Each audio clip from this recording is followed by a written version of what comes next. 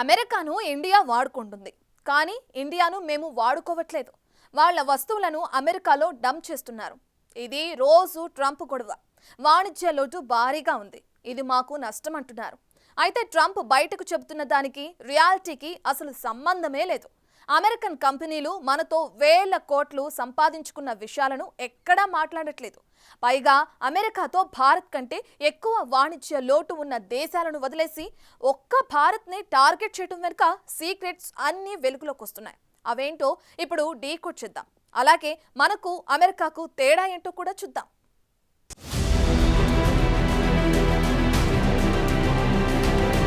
ఒక్కసారి ఈ సీన్ చూడండి. Humanity first, business next.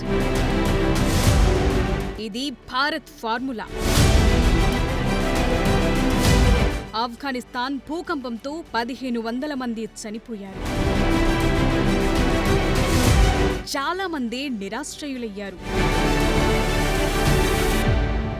దీంతో ఇండియా 21 టన్నుల సహాయ సామాగ్రిని కాబూల్కు పంపింది. ఇందులో ఫుడ్ మెటీరియల్, టెంట్లు, మెడిసిన్స్ ఇలా చాలా ఉన్నాయి. వ్యాపారాలు తరువాత అన్ని దేశాల కంటే ముందు మనం మానవత్వంతో చేసిన పని ఇది. ఇక్కడ చూడండి, అమెరికా అధ్యక్షుడు డొనాల్డ్ ట్రంప్ రోజు పొద్దున లేస్తే వైట్ హౌస్ లో బిజినెస్ బిజినెస్ బిజినెస్. మిగతా దేశాలను వదిలేసి ఒక్క ఇండియాపైనే రాళ్లు విసరటం, ద్వేషం పెంచుకోవటం, రష్యా, చైనా మరింత దగ్గరవుతున్నాయని అసూయపడటం ఇదే పని. ట్రంప్ వైట్ హౌస్ లో లేటెస్ట్ గా ఇండియా గురించి ఏమన్నారో ఓసారి చూడండి. No, we get along with India very well, but India has, you have to understand, for many years it was a one-sided relationship. Only now since I came along, and because of the power that we have with tariffs, India was charging us tremendous tariffs, about the highest in the world. They were about the highest in the world, number one. We therefore weren't doing much business with India, but they were doing business with us because we weren't charging them. Foolishly, we weren't charging them. So they would send in massive, everything they made, they'd send it in, pour it into our country. Therefore it wouldn't be made here, which is a negative.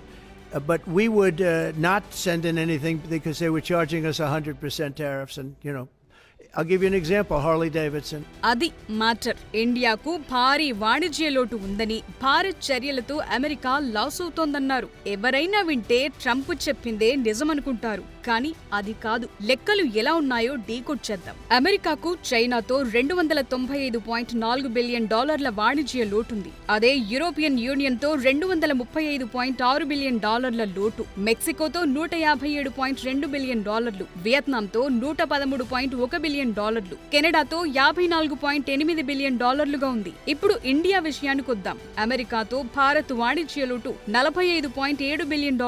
అంటే China, EU, Mexico, Vietnam, కెనడాలతో పోలిస్తే మనతో US వాణిజ్య లోటు గడ్డిపోచతో సమానం. కానీ ఇప్పుడు Trump ఆ గడ్డిపోచనే పట్టుకుని వేలాడుతున్నాడు.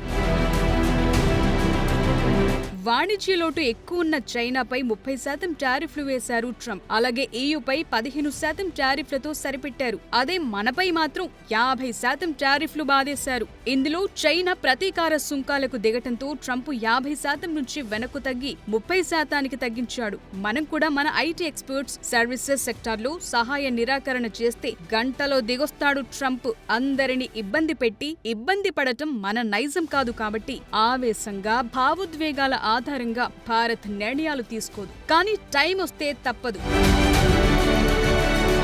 2024లో భారత్ అమెరికా మధ్య వాణిజ్యం వాల్యూ $190 బిలియన్. వస్తువులు, సర్వీస్ సెక్టార్ కలిపి. వస్తువుల విషయానికొస్తే భారత్ ఎగుమతులు $87 బిలియన్ ఉంటే అమెరికా నుంచి మన దేశానికొచ్చే ఉత్పత్తుల వాల్యూ $45.3 బిలియన్ ఉంది. సో ఇక్కడ వాణిజ్య లోటు $45.7 బిలియన్. కానీ మనకన్నా ఎక్కువ వాణిజ్య లోటు ఉన్న దేశాలు ట్రంప్ కు మంచిగా కనిపిస్తున్నాయి. తక్కువ వాణిజ్య లోటు ఉన్న మనం కఠినంగా కనిపిస్తున్నాం. ఇదేం లెక్క?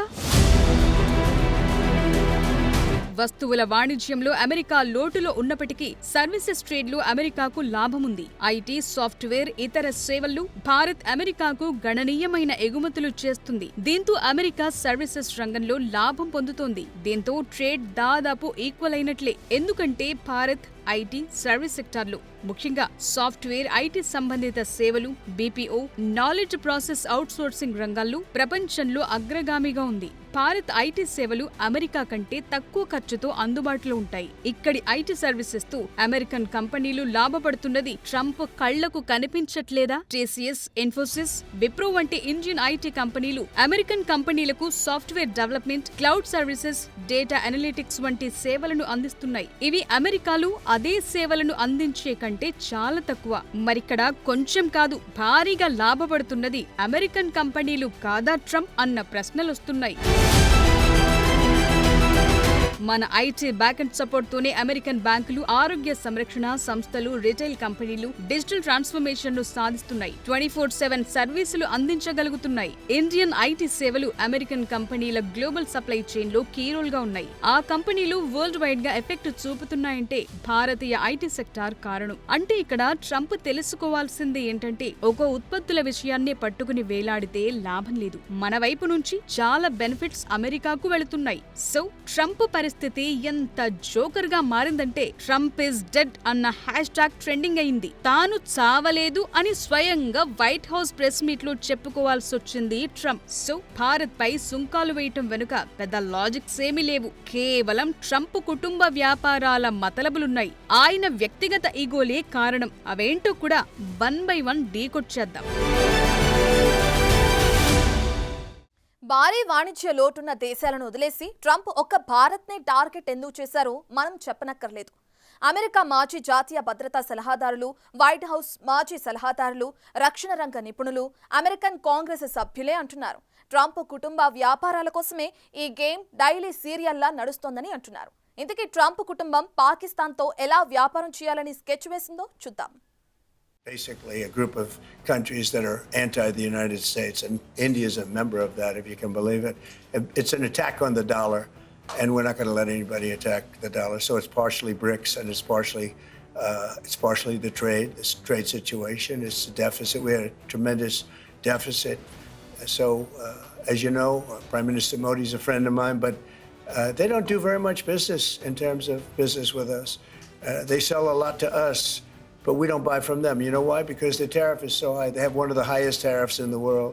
చూసారుగా ట్రంప్ కామెంట్స్. పాకిస్తాన్ లో ఆయిల్ రిజర్వ్స్ పెంచుతాం, ఏదో ఒక రోజు వాళ్ళు భారత్ కు చమురు అమ్ముతారేమో అంటూ సెటైరికల్ గా మాట్లాడారు. భారత్ పై సుంకాలు ప్రకటించిన కొద్దిసేపటికే పాకిస్తాన్ లో భారీ చమురు నిల్వలను అభివృద్ధి చేయడానికి డొనాల్డ్ ట్రంప్ డీల్ కుదుర్చుకున్నారు. పాకిస్తాన్ తో అమెరికా ఒక ఒప్పందం పూర్తి చేసిందని ట్రంప్ తన ట్రూత్ సోషల్ లో రాశారు. ఇందులో భాగంగా రెండు దేశాలు కలిసి పాకిస్తాన్ లోని భారీ చమురు నిల్వ కేంద్రాలు డెవలప్ చేస్తాయన్నారు. అమెరికా పాకిస్తాన్ వాణిజ్య ఒప్పందాన్ని ఖరారు చేయటంలో కీలక పాత్ర పోషించినందుకు అధ్యక్షుడు ట్రంప్ కు హృదయపూర్వకంగా కృతజ్ఞతలు తెలియజేస్తున్నానని జూలైలో పాక్ ప్రధాని షెహబాజ్ షరీఫ్ పోస్టు పెట్టారు.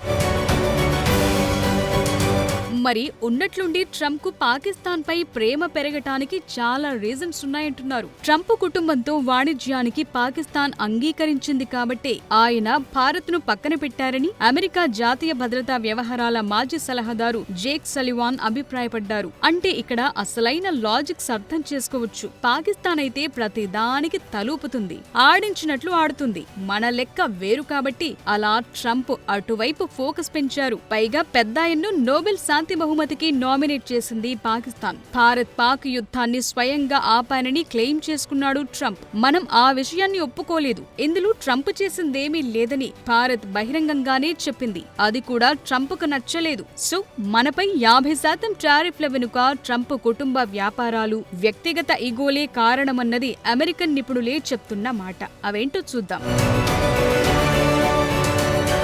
ట్రంప్ను నోబెల్ శాంతి బహుమతికి నామినేట్ చేయడానికి భారత ప్రధాని మోదీ తిరస్కరించారనే కారణంతో ఇలా వ్యవహరిస్తున్నారని భారత సంతతికి చెందిన అమెరికా కాంగ్రెస్ సభ్యుడు రోఖన్నా కామెంట్ చేశారు. ఈ రెండు దేశాల ద్వైపాక్షిక బంధాన్ని బలోపేతం చేసేందుకు 30 ఏళ్లుగా చేసిన కృషిని ట్రంప్ నాశనం చేస్తున్నారని ఆరోపించారు. ట్రంప్ విధానాలు భారత్ను చైనా, రష్యాల వైపు మళ్లేలా ప్రోత్సహిస్తున్నాయన్నారు. అటు ఇండియాను రష్యాకు దూరం చేయడానికి దశాబ్దాలుగా పశ్చిమ దేశాలు చేసిన కృషిని ట్రంప్ మంటగలిపారని గతంలో అమెరికా భద్రతా వ్యవహారాల సలహాదారుగా పనిచేసిన జాన్ బోల్టన్ అన్నారు. సో ఇలా చెప్పిన వాళ్లందరూ ఆషామాషి వ్యక్తులు కారు.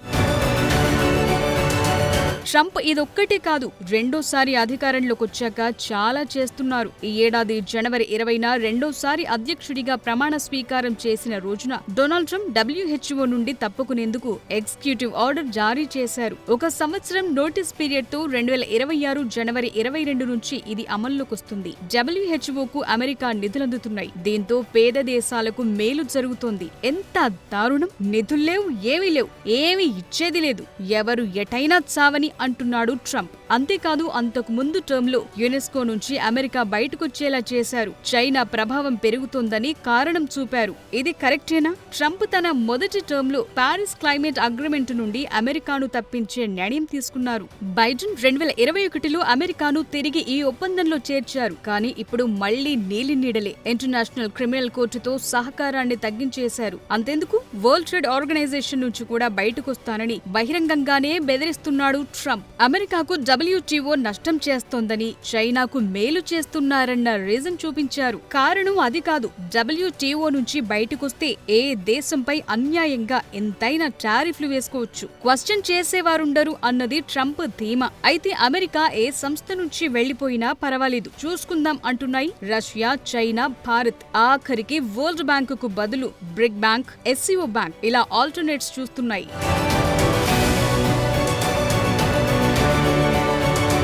మరి ట్రంప్ తన రూట్లో తాను వెళితే భారత్, చైనా, రష్యా సహా ఇతర దేశాలకు ఓ స్ట్రాటజీ ఉంటుంది కదా. అందుకే మిగతా పవర్ఫుల్ కంట్రీస్ ఒక్కటవుతున్నాయి. అమెరికా ఎంత రెచ్చిపోతే రష్యా మనకు అంత మేలు చేస్తుంది. మరింత తక్కువకే రష్యా చమురు అందిస్తుంది. బయటితో పోలిస్తే రష్యా చమురు బ్యారెల్ కు సుమారు $3 నుంచి $4 వరకు చౌకగా లభిస్తోందంటున్నారు. అమెరికా వార్నింగ్స్ ఇచ్చినా రష్యాని భారత్ కు అతిపెద్ద చమురు సరఫరాదారుగా కొనసాగుతోంది. ఒక్క జులై నెలలోనే రష్యా భారత్ కు $3.6 బిలియన్ అంటే 31,775 కోట్ల విలువైన చమురును విక్రయించింది. ఇదంతా భారత్, రష్యా లోకల్ కరెన్సీల్లోనే జరుగుతుండటం మనకు ప్లస్ అవుతోంది. మనకు ఇంతకంటే ఏం కావాలి? అదే కాదు, మనకు మరిన్ని S-400A డిఫెన్స్ సిస్టమ్స్ ఇచ్చేందుకు రష్యా సుముఖత వ్యక్తం చేసింది. అలాగే ఎవరికీ భయపడేది లేదని ట్రంప్ కు జిన్పింగ్ స్ట్రాంగ్ వార్నింగ్ ఇచ్చారు. మరోవైపు Russia, China gas pipeline పై తాజాగా ఒప్పందం కుదిరింది. దీంతో ఏటా చైనాకు 106 బిలియన్ క్యూబిక్ మీటర్ల రష్యన్ గ్యాస్ సరఫరా కాబోతోంది. 2022లో ఉక్రెయిన్ పై పూర్తి స్థాయి యుద్ధానికి ముందు రష్యా ఏటా 150 బిలియన్ క్యూబిక్ మీటర్లకు పైగా గ్యాస్ ను యూరప్ కు ఎగుమతి చేసింది. అప్పుడు రష్యన్ గ్యాస్ ను కొనొద్దని ట్రంప్ EU దేశాలపై ఒత్తిడి తెచ్చారు. దీంతో రష్యా ప్లాన్ బి చేస్తోంది. చైనాకు గ్యాస్ పైప్ లైన్ పై ముందడుగు వేసింది. సో ఏ లెక్కన చూసుకున్నా ట్రంప్ కు మడత పడటం ఖాయంగా కనిపిస్తోంది.